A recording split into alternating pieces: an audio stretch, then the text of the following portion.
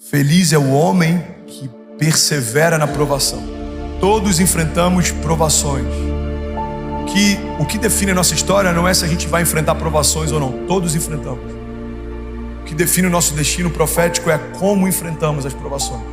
Você consegue medir o número da maturidade de alguém pelo número de horas que essa pessoa fez o que não gostaria de fazer.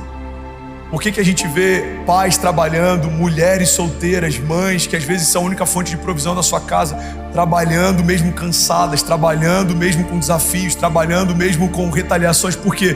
Porque eu preciso alimentar os meus filhos, porque eu preciso levar provisão para minha casa, porque eu preciso permanecer de pé, porque eu sou a segurança deles, porque eles precisam de mim. Irmão, esse nível de consciência faz com que a gente suporte provações.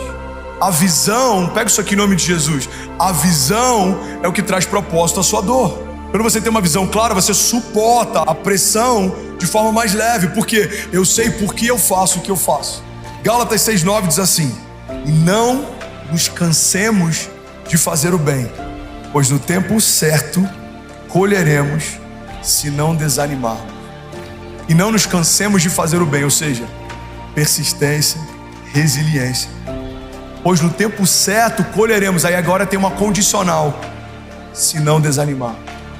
A Bíblia está dizendo que é possível começar bem e não terminar bem porque você desistiu no meio do caminho. Tem gente que começou semeando coisas boas, mas desistiu de semear porque ainda não havia começado a colher. Deus está dizendo: não nos cansemos de fazer o bem, pois no tempo certo colheremos se não desanimar.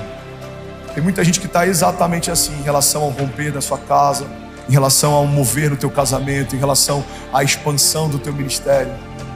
Pastor, eu estou há 5 anos fazendo o que Deus me chamou para fazer. Continue. Pastor, eu estou há 20 anos aguardando o cumprimento de uma promessa. Continue. Eu sei que nem sempre é motivador para nós que fazemos parte da geração mais ansiosa que a terra já viu.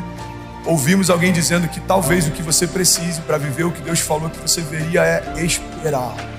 Talvez a palavra de ordem de Deus para alguém aqui é: aquietai-vos e sabei que eu sou Deus.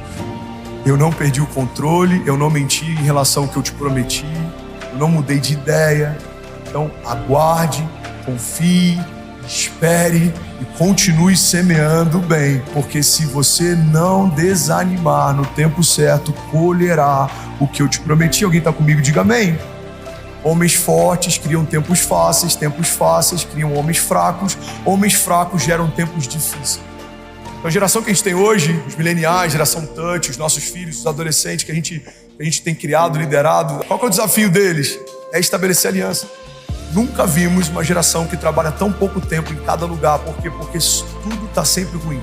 A última empresa, o problema era o patrão, a outro problema era o ambiente, na outro problema eram os desafios, na outro problema era a meta, na outro problema era a logística, na outro problema... Talvez o problema seja que estamos tendo dificuldade de estabelecer alianças de longo prazo.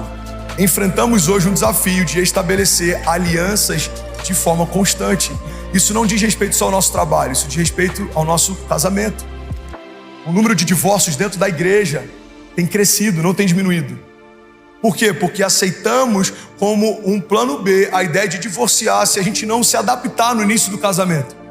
Aquela ideia de que a gente casa para sempre, muita gente já acha que isso é só algo figurado, folclórico ou romantizado.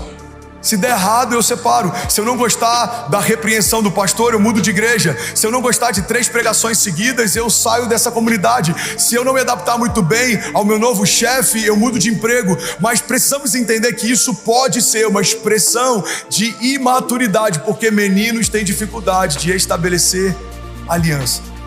Não dá para ser persistente se você não for maduro. E se você for maduro, você precisa aprender a estabelecer alianças. Qual que é a diferença entre uma aliança e uma conveniência?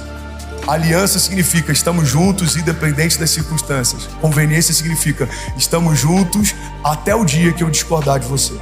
Uma conveniência significa a gente está junto enquanto a gente concorda. Uma aliança significa a gente está junto independente do que acontecer. Alguém está comigo aqui? Diga amém. Essa é a diferença fundamental entre aliança e conveniência. Porque só existe lealdade na discordância. Você não precisa ser leal ao seu pastor quando você concorda com ele, mas você vai precisar ser leal ao seu pastor quando você discorda dele. A lealdade só existe na discordância. E é por isso que meninos não conseguem estabelecer alianças. Por quê? Porque meninos fazem o que querem fazer. Homens fazem o que precisam fazer. Alguém está comigo aqui ainda? Diga amém.